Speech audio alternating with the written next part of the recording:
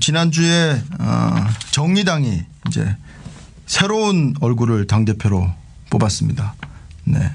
노동운동가 출신이고요. 여성이시고요. 또 그 예전에 그 헌재 판결 있을 때 그 헌재 소장 권한대행 이정미 헌법재판관과 또 이름이 같군요. 네.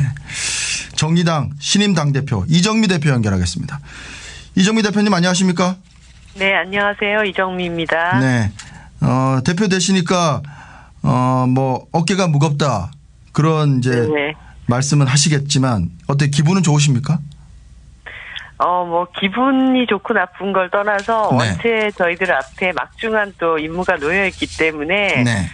지금 긴장 많이 하고 네. 또 단단히 각오를 하고 있습니다. 네. 취임 일성으로 이제 여성, 비정규직, 청년, 농민, 성소수자 뭐 이렇게 이제 정치 바깥으로 밀려난 분들을 정의당의 주역, 한국 정치의 주역으로 교체해보자 이런 말씀도 하셨던데요. 네. 각오 한마디 말씀해 주신다면요. 지난 대선 이후에 정의당에 대해서 국민들의 관심과 기대가 많이 높아진 상황입니다. 네. 이제 이 당의 존재감을 보여준 것을 넘어서 정의당에게 정치를 맡기면 우리 삶이 이렇게 확 바뀔 수 있겠다. 네. 이런 확신을 드리는 것이 매우 중요하고요. 네. 그 일을 위해서 최선을 다하겠다는 말씀 드립니다. 네. 그리고 내년에 또 지방선거가 있습니다. 네. 지방선거를 통해서 저희 당을 한 단계 더 도약시키고 거기에서 얻은 성과를 기반으로 2020년 총선에서는 반드시 제1야당으로 도약하겠다는 그런 담대한 목표를 갖고 열심히 네. 뛰겠습니다. 네. 지금 이제 이정미 당대표가 되면서 이제 뭐 정치권의 여야의 이제 여성 대표들이 이제 뭐 트로이카 시대인가요? 열리지 않았습니까? 네. 어떻습니까? 뭐 이렇게 여성들이 정치 전면에 나서고 이렇게 당대표까지 하면은 정치가 좀 좋아질까요? 저는 분명히 그런 점이 있을 거라고 보여지고요. 네. 뭐 정치가 좋아진다는 것이 뭐 한간에서 정치가 부드러워지냐 이런 것과는 좀 다르게 네. 제가 그 두 분 당대표님을 예방했을 때도 그런 말씀을 드렸습니다. 네. 그냥 여성 당대표 시대라는 것이 그냥 이름 불려지는 것이 아니라 네. 실질적으로 우리 여성들의 여러 가지 차별이나 네. 그리고 폭력으로부터의 위험 이런 것을 보호할 수 있는 정치로 한 발 더 나아가는 계기가 되었으면 좋겠다 이런 말씀을 드렸거든요. 네. 많은 여성들이 그동안 굉장히 차별에 시달려 왔고 네. 특히 임금 차별 문제는 심각한 수준에 이르러 있습니다. 이런 네. 문제를 해결하는 계기가 되었으면 하는 그런 바람을 가지고 있습니다. 네. 뭐 더불어민주당 집권 여당의 추미애 대표는 이제 뭐 그 제보 조작 사건 관련해서 이제 국민의당을 향해서 머리 자르기다, 꼬리 자르기가 아니고 그렇게 얘기했다가 네. 지금 전국이 상당히 꼬여 있던 걸 이제 청와대가 나서서 풀었는데 말이죠. 네. 그 부분에 대해서는 어떻게 좀 말씀하시겠습니까? 이제 정치라는 것은 서로 말로 하는 것이고 네. 그러다 보면은 이제 누가 더 세고 강한 말로 자극적인 말로 네. 그 상대방을 움직일 것인가 이런 유혹에 굉장히 많이 시달리게 되죠. 네. 근데 중요한 것은 실질적인 정치력은 민심을 얻는 것에 있다고 보고요. 네. 그것에 충실한 정치를 해나갈 때 앞으로 정치가 훨씬 더 좋아지지 않을까 그렇게 생각이 듭니다. 네. 지금 이제 정의당은 그동안에 이제 뭐 심상정, 노회찬 또 그 이전에 유시민 말이죠. 이러신 분들이 이제 스타 플레이어로 이른바 이제 활동하면서 뭐 인물 중심의 정당이었는데 그런 것들을 좀 탈피해야 되지 않느냐는 차원에서 이제 이정미 대표가 선출된 그런 배경도 있다 이런 평가도 나오던데 어떻습니까? 네, 우리 당이 단순히 뭐 진보 정당 그리고 소수만을 대변하는 정당 이런 것을 뛰어넘어서 사실 저희들이 대변하려고 하는 분들이 사회적으로 권력은 약하지만 가장 다수인 분들입니다. 뭐 비정규직 노동자나 청년이나 여성이나 농민들이나 이런 분들이 우리 사회 가장 다수인 분들이고 네. 이분들을 대변해서 이후에 그 집권 정당으로 나가겠다는 그런 꿈을 가지고 있습니다. 그러려면 저 정당에는 훨씬 더 리더십이 두툼하게 형성돼 있고 있고 굉장히 안정감 있는 정당이다. 이런 것들을 보여드리는 게 필요하다고 보여지고요. 네.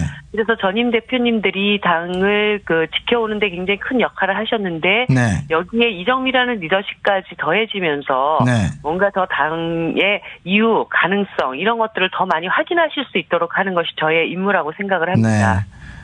사실 뭐 심상정 대표나 이제 노회찬 원내대표나 이러신 분들이 워낙 뭐 키맨으로 활동을 많이 하셔서 부담이 좀 되실 것 같아요. 더 잘할 수 있습니까? 어떻습니까?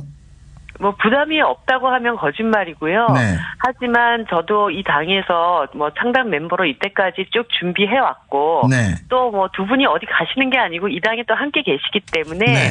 뭐 앞선 선배들의 경험 그리고 저희의 도전 정신 이런 것이 잘 어우러지게 되면 당이 훨씬 더 강화되는 방향으로 가지 않겠습니까? 네. 네. 내년 지방선거 아까도 말씀하셨지만 이제 어떻습니까? 어떤 전략이십니까? 외연도 좀 확장해야 될 것 같고요. 네, 아까 말씀드렸듯이 우리 당의 외연 확장이라는 것은 그동안 정치가 대변하지 못했던 분들을 정의당을 바라보게 하시고 그다음에 손잡게 하고 이런 과정을 통해서 확장되는 것이라고 보고 있고요. 네. 특히 내년 지방선거에서 저희가 반드시 기초단체장을 석권을 해서 중요한 지역에 네. 정의당식의 자치 모델 이런 것들을 제대로 좀 보여드려서 네. 저희도 수권 능력이 있다는 것을 입증해내는 것이 매우 중요하다고 봅니다. 네. 그리고 정당 투표에서 두 자릿수 이상의 지지를 얻어서 광역 의원들도 네. 확보를 하는 것, 그 다음에 우리가 있는 지역위원회에 기초 의원들을 진출시켜서 지방의회를 좀 개혁해 나가는데도 선도적인 역할을 하는 그런 모습들을 보여 나가는 것, 이것을 통해서 당이 이전과는 다르게 또 획기적으로 한 단계 더 나아갔다는 걸 보여드리는 것, 이것이 굉장히 중요한 과제죠. 네. 17개 광역시도단체장 여기에서도 어떻게 좀 승산이 있을까요? 지금으로서는 장담을 하기는 어렵겠지만 네. 일단 지난 대선에서도 정의당의 정책과 가치만으로 완주를 해서 또 뭐 아쉽기는 하지만 네. 진보정당 역사상 가장 많은 득표를 했던 결과를 낳지 않았습니까? 네. 다음 선거에서도 광역단체장 선거도 정의당의 이름으로 당당히 선거를 치를 수 있도록 네.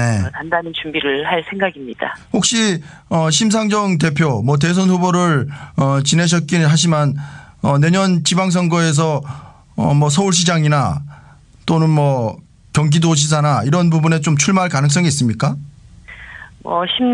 심상정 의원님 이외에도 우리 당에 또 여러 자원들이 있고요. 네. 그 문제는 지금 현역 의원이시기 때문에 여러 네. 가지 고려가 필요할 것 같습니다. 아무튼 중요한 광역단체장 선거에는 적극적으로 임한다. 이런 판단이 있다는 것 정도 말씀을 드리겠습니다. 네. 가능성은 열어놓고 있다. 또 이렇게 해석이 되는군요. 어떻습니까? 조대엽 고용노동부 장관 후보자가 이제 자진 사퇴하지 않았습니까? 네네. 그래서 그 노동부 장관의 심상정 의원이나 노회찬 의원을 한번 하는 게 어떠냐 이런 또 뭐 네티즌들의 요구가 있더군요. 어떻게 받아들이십니까? 많은 국민들이 그런 요구를 하시는 것은 뭐 우리 국민들 삶의 가장 중요한 노동 문제만큼은 정의당이 제일 잘한다 이런 평가라고 받아들이고 있고요. 네. 다만 당 차원에서 뭐 정부 측에서 이런 제안이 온 바가 없기 때문에 저희들로서는 지금 중요한 건 이 노동 문제를 해결하는 데 있어서 정말 지금 많은 비정규직 노동자들이 지금 상당히 고통을 받고 있고 어려움을 겪고 있기 때문에 네. 이 문제를 해결할 수 있는 확고한 능력과 개혁적 의지를 가진 분들이 정부 안에서 잘 인선되시기를 부탁드린다는 말씀을 좀 드립니다. 네. 알겠습니다. 내년도 최저임금이 뭐 17년 만에 최대로 인상돼서 이제 7,530원이 됐는데요. 정의당 입장에서는 뭐 당연히 반기시지만 또 이걸로는 조금 부족하다 이런 또 논평도 내셨더군요. 뭐 최저임금이라고 하는 것은 가장 이제 삶의 최저 이 정도는 받아야 된다라고 하는 그런 임금 수준이기 때문에 네.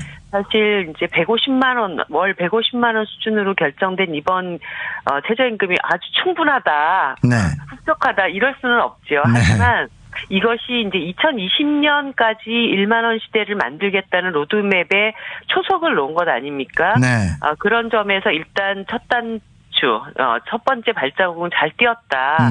그러면 이 그 다음에까지 네. 1만 원 시대를 열기 위해서 흔들리지 않고 그 공약이 잘 지켜졌으면 좋겠다라는 것이 저희들의 바람입니다. 네. 정의당 당원들 중에는 이른바 이제 소상공인들도 꽤 있는 걸로 알고 있는데요. 그런 분들의 네. 목소리는 좀 어떻습니까? 당연히 이 최저임금 문제와 소상공인 보호 문제는 저희들은 뗄래야 뗄 수 없는 문제라고 생각하고 있고, 네. 애초 저희들의 정책도 그것과 다 연계되어 있습니다. 네. 다행히 정부가 내년에 소상공인들에 대한 직접적인 지원, 그러니까 평균 임금 상승분 이외의 상승분에 대한 지원을 한 3조 원 들여서 하겠다 발표도 됐고, 네. 또 그 카드 수수료 우대 정책이라든가 계약 갱신 청구권을 10년으로 뭐 연장한다든가 몇 가지 정책들이 지금 연이어서 발표가 되고 있습니다. 이런 정책들이 잘 추진돼야 된다고 보고요. 네. 다만 이제 이것이 단기적인 어떤 지원 대책에 그치지 않고 좀 더 구조적인 문제, 구조적인 해법으로 나가기 위해서는 네. 그동안 경제 성장에 많은 과실을 독점해왔던 대기업들이 보다 많은 세금을 내서 또 세원들을 확보할 수 있도록 그 자기 역할을 해야 되고, 네. 또 그 중소기업들에 대한 불공정 거래 이런 것들을 일소하면서 네. 최저임금 상승분에 대한 원청기업 본사들의 어떤 부담도 강화하는, 그렇게 해서 서로 상생할 수 있도록 네. 이제까지 그 성장의 과실을 많이 독점했던 그 기업들이 아래로 좀 더 나눌 수 있는 이런 제도적인 장치까지로 좀 나아갔으면 한다는 게 저의 바람입니다. 네. 알겠습니다. 요즘 또 쟁점이 되는 거 한 가지 또 여쭤보죠. 그 페이스북에 고 김대중 대통령 모욕하는 글을 올려서 이제 비난 여론에 휩싸인 그 김겨울 정의당 대의원 말이죠. 네네. 일단 뭐 자진 사퇴 대의원직에서 사퇴하겠다 이렇게 밝혔던데요. 오늘 뭐 또 회의를 상무위원회를 열어서 뭐 징계 방안을 논의하십니까? 먼저 저희 당의 간부의 부적절한 언행 때문에 국민 여러분들께 심려를 안겨드리고, 또 고 김대중 대통령과 유족들에게 정말 송구스럽다는 말씀 드립니다. 네. 저희가 이제 이 사안의 심각성을 충분히 인식을 하고 있고, 그래서 이제 당사자도 이 문제에 대한 책임을 통감하고 사과와 사퇴를 표명을 했고요. 네. 예, 첫 당직을 맡으면서 그것에 대한 그 무거움을 충분히 인식하지 못했다라고 하는 그런 사과도 저희들이 전해 받았습니다. 네. 저희가 이게 이제 당적인 책임이 있는 문제이니만큼 오늘 상무위에서 당원 당규에 따른 상한 조치를 논의를 하게 될 것입니다. 네. 다시 한번 국민들께 사과드립니다. 네. 대의원직에서는 자진 사퇴했지만 이제 또다시 징계 방안을 논의한다고 하시는데 뭐 어떻게 지금 뭐 여론상으로서는 중징계 가능성이 있습니까? 상무위원회가 직접적인 징계 권한은 없습니다. 네. 당은 징계를 하는 단위가 따로 있기 때문에요. 네. 그 부분에 대한 논의는 상무위원회에서 어떤 절차를 밟을 것인지 네. 논의해서 발표를 하겠습니다. 네. 19일 날 여야 5당 영수회담 대통령이 초청한 말이죠. 거기에 네네. 이제 이정미 대표는 참석하시지 않습니까? 네, 그렇습니다. 네. 무슨 얘기를 하실 생각이십니까? 혹시? 대통령께서 이번에 해외 순방에서 다녀와서 네. 여러 가지 이제 전국을 어떻게 바라보시는지, 어떻게 해결해 나가실 건지 말씀을 좀 충분히 듣고 그것에 네. 대한 저희들의 입장들도 말씀을 드리겠고요. 네. 그리고 특히 지난 첫 그 원내 5당 원내대표들 네. 회동 자리에서 네. 대통령께서 어쨌든 그 민심을 제대로 반영하는 선거제도 개혁을 내년 개헌 국면에서 함께 다루겠다고 말씀을 하셨기 때문에 네. 이것에 대한 구체적인 실행 계획들을 어떻게 해나갈 것인지 함께 상의하는 네. 그런 계획을 가지고 있습니다. 혹시 여성 비하 논란으로 지금 뭐 여러 가지 이제 사퇴 압박을 받고 있는 탁현민 행정관 말이죠. 네네. 혹시 뭐 그 문제를 언급하시거나 아니면 지금 자진 어떻게 사퇴해야 된다 그런 입장을 갖고 계신가요?